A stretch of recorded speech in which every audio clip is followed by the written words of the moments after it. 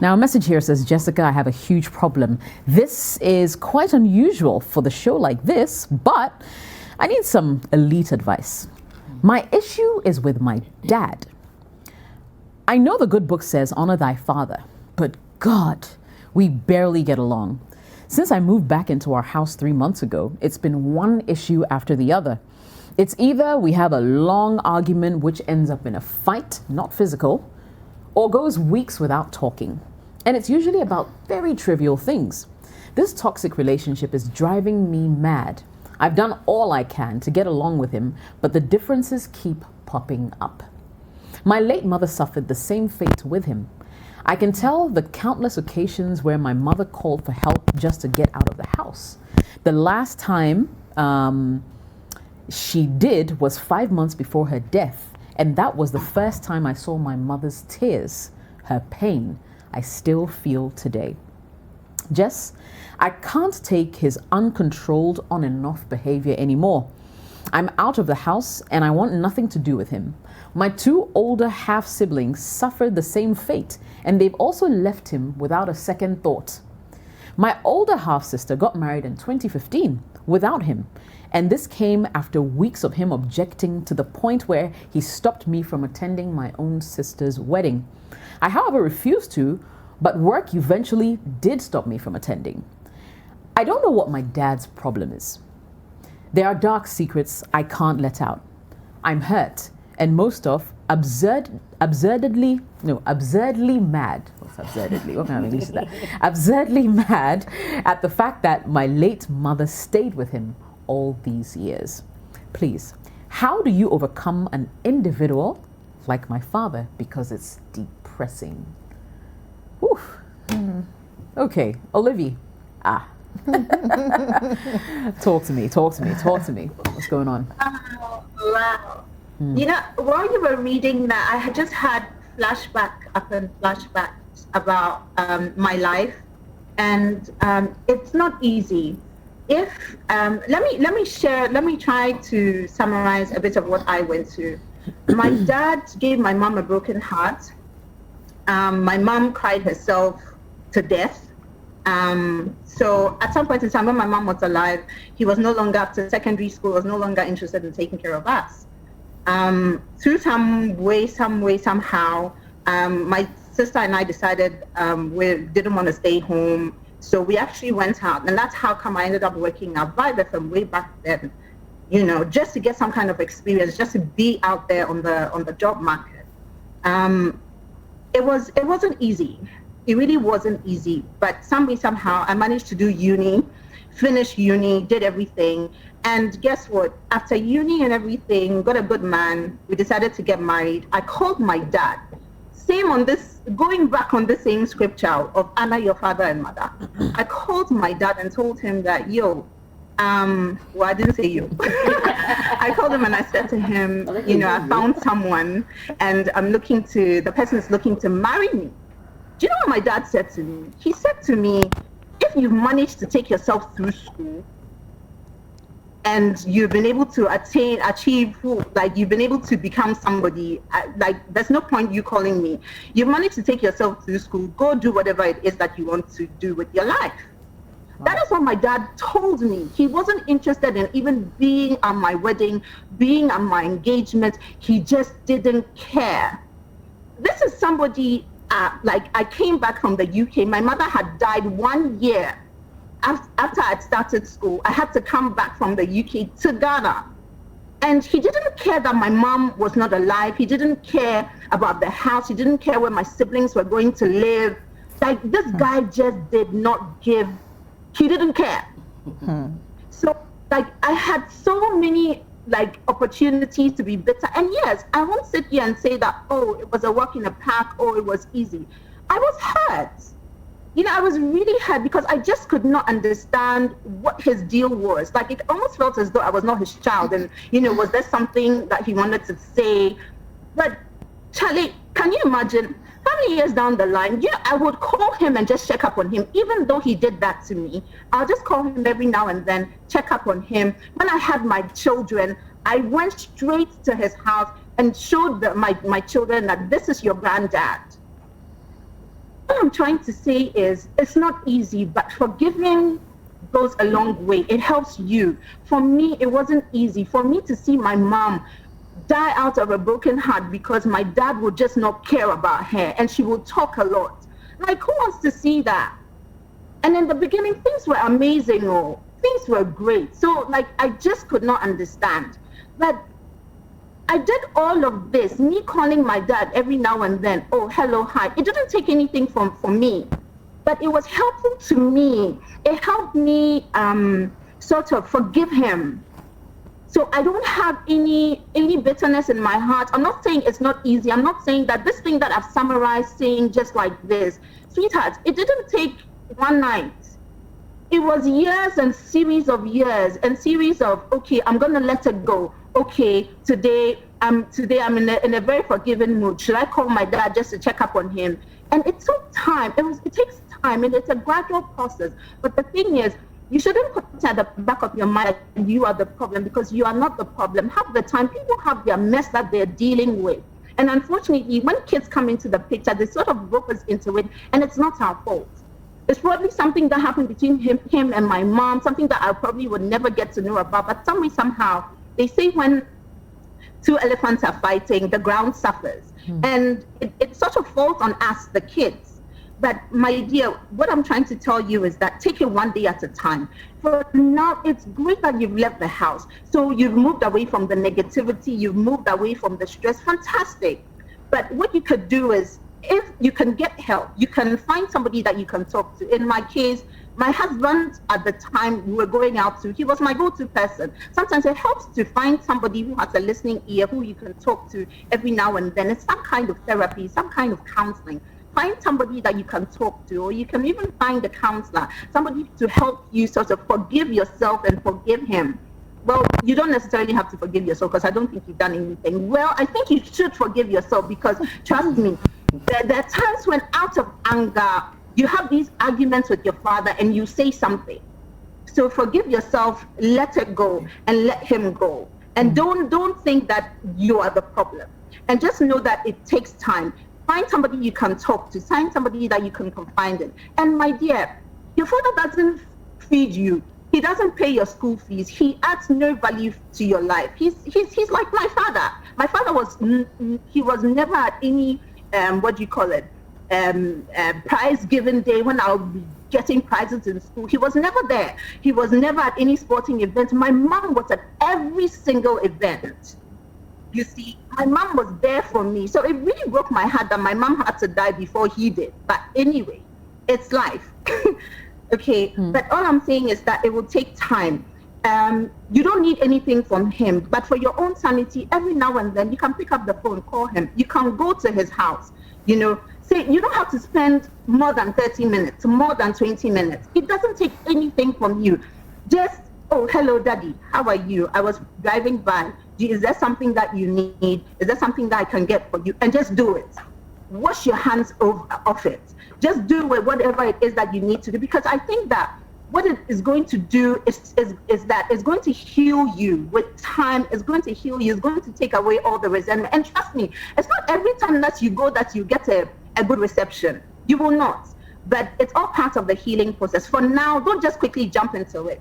Like I always say, I have to do a lot of prayer. Even like I'll pray, I'll speak to my husband, I'll pray even before I pick up the phone, because Charlie, I know that by the time I hang up the phone, I'm even upset 110 times. But today, my father is no more. He's also dead, but I don't have anything in my heart against him. And I'm able to live a much better life away from like stress and bitterness and stuff. So it all takes time. And just understand that you'll be fine, you'll be okay. But just try and move away. You've done that. Move away from the negativity. Give yourself time. For now, what you can do is pray on it. Give yourself time to heal some more. Find some people you can talk to. And every now and then, call him, visit him, do what you have to do, and forget it. Before I quickly wrap this up, there's a young man that I know of. His father not married, over 25 women. Everybody's child is different. But for some strange reason here, these kids all go and say hi to him every now and then. They don't take anything from him. They say, hello, how are you? Papa, are you okay? Is there anything you need? 10, 15 minutes, they do, they go. because what I've come to realize that is that it's a healing process for you as an individual. So you'll be okay. It's hard, but you'll be okay. Just forgive him, forgive yourself, and move on. You'll be fine. All right. Interesting experience there. I mean, it's not the first time we heard it. I've we know the story of your dad. Yeah. But Demi, I mean, what do you think if you have well, such a difficult relationship? Fathers, this is for every daughter. This is the first man you would ever love, and as human societies are set up, a father is supposed to provide love, guidance, confidence, teach you how a man should treat you, if you will. You know, so there's the whole concept of a daddy's girl and all of that.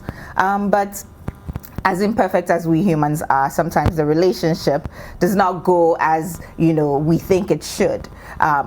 And that's through no fault of the child. This is the minor here. But now that she's grown, there could very well be, it sounds like the father may have some undiagnosed mental health issues, possibly. He could have a personality disorder. It could be bipolar. I'm not diagnosing anyone, but in the event that that full clinical assessment and workup has not been done yet, it's reflecting in his relationships. One, his relationship with his spouse did not work out. His relationship with his, I think, 3 older children did not work out. And she sounds like she's the last person, and that relationship has not worked out as well. So there might be some really deep-seated mental health issues with the father that is really affecting his ability to sustain relationships with his children. So like Olivia has said, all she can do really is to, one, forgive. But then forgiveness does not like snap into place magically. Unfortunately, you have to work at it. And you're not forgiving him for him, you're forgiving him for you. So you will have peace. Mental health is important. Your personal mental health and wellness is important. So I'll say just work on yourself daily to be able to let go of any hurt. You said in the last sentence that she's absurdly angry and hurt. You have to work through that. Unfortunately, nobody can do it for you. You have to work through that daily yourself to let all of that go. And then, like Olivia said, maybe every once in a while, of course, you can certainly check on your father.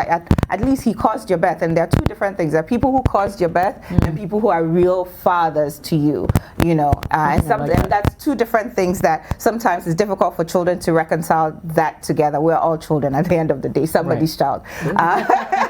So there could be the person who met with a woman and you are here by virtue of that fact, and then there could be the people who actually nurtured you and took care of you, and sometimes it might be hard. So your father, although he did cause your birth, and it's a struggle having a fatherly relationship with him, you have to forgive him. You have to understand that there's the possibility that his overt behavior may not entirely be within his control. So sometimes once you have some of that understanding, you can be able to forgive a little bit easier and have a more peaceful relationship. I'm sure if you study it, you probably see patterns in his behavior, times where his behavior was really out of control. And then during those times, you probably may need to give him some space. And then later, when he seems a little bit calmer, then you can, you know, approach, say hello, ask if he needs anything, all the things, quote unquote, a daughter should do, and then leave it at that. If you can get him help, I would recommend a full psych evaluation if he would be willing to. That would be helpful, at least for his peace, for his own stability as well. Right. All right, it's Sister on City TV and City FM. We'll go for a quick break. When we come back, Rosina has the final word. Don't go anywhere.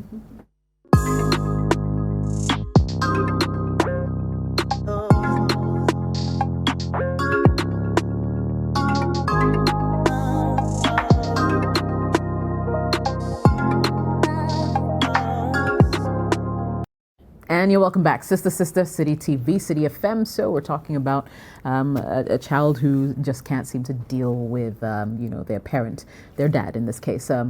Rosina, what are your thoughts on it? I know you have a really good relationship with your father, right? No? Well, you make it sound like that. Like you guys growing up. Growing up, we had, I don't know, he was just very different.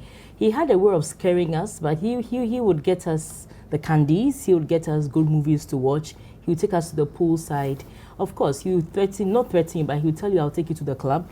And I wouldn't want to picture my very old, because my dad is old. I mean, my Okay. dad is currently 91. He'll be 92 in March. And he threatens to take you to a one club. not threatens. He says, "So I want to go to a club. I'll go with you." Maybe Oh, that's why Lord. I don't do clubs, because I couldn't picture my mates going with their, and then I couldn't You picture show up my with your dad father. going with me. Oh. I mean, he'll go with me when I was having salsa programs. He'll go with me Nice. for salsa programs. But at the same time, he also had his negatives. There were Right. times I felt like, But that being said, you see, most men, I think that when they get married, they are still boys.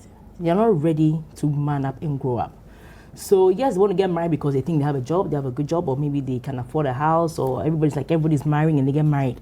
But that mental thingy, children, home, it takes a while for some men to build up. So what happens is that they start entertaining all these petty arguments in the home.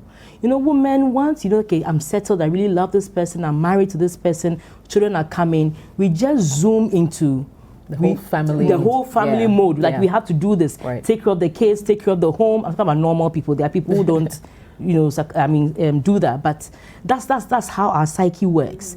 So you realize that friction, it starts from somewhere. And you realize that you start arguing, unnecessary arguments. No, you're supposed to be home to help me take care of the kids. Oh, but why? But can't you do it? Akosia does it. Abna does it. You pay Ama, you don't want to do it. Why? And stuff like that. And sometimes, as soon as these arguments start festering, you realize that you get so comfortable with it. That's one. And then another thing too is that sometimes it could actually be because you guys are all alike. So you're butting heads. So you're just butting heads, like poles repelling. You guys are all strong heads. You guys are all hard heads, need to be head, need to have their way, So it's like you guys are just battling with each other. Maybe the real victim is just your mother. Because your mother will go and cry somewhere. You guys are getting angered and enraged and everything. So I'm thinking that you guys are probably just all alike. So my thing is that, look, maybe don't find yourself so much in their space, but definitely don't get angry at your father. For all you know, he's also battling with issues, like Demi said, serious mental issues. And mental issues is not about being in the psych ward and acting mad and having horrible hair and looking dirty.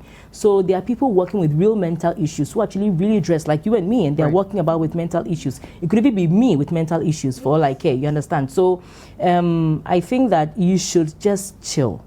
And the thing is that the anger of what your mom went through, you could carry it through. So which means that anytime he opens his mouth, it's not even about what he's saying, it's about what you think he took your mother through. Then you just, fighting her battle just for fighting him back. And all of you are just fighting the poor man back. And the man is in a space, he can't defend himself. So a lot has been said already, but with the mental evaluation, he really needs to do that, not just for him, but all of them, the whole family. Yeah. So once they get that sorted, I'm sure they would have a more civil relationship. It won't be perfect, but at least it will be civil. And trust me, when he dies, you'd miss him. Oh, certainly. Yeah. I'm sure. They know that. But we'll end it here. Unfortunately, we're out of time. This is what time would allow. But it's been good. Yeah. Ladies, Olivia, as usual, with a pretty smile. See you soon. And of course, Demi, good to see you again. Rosina, as always. Thank you to our sponsors, Vodafone and Secure, for bringing us yet another exciting edition of the show. We'll be back same time next week. My name is Jessica. Bye-bye for now.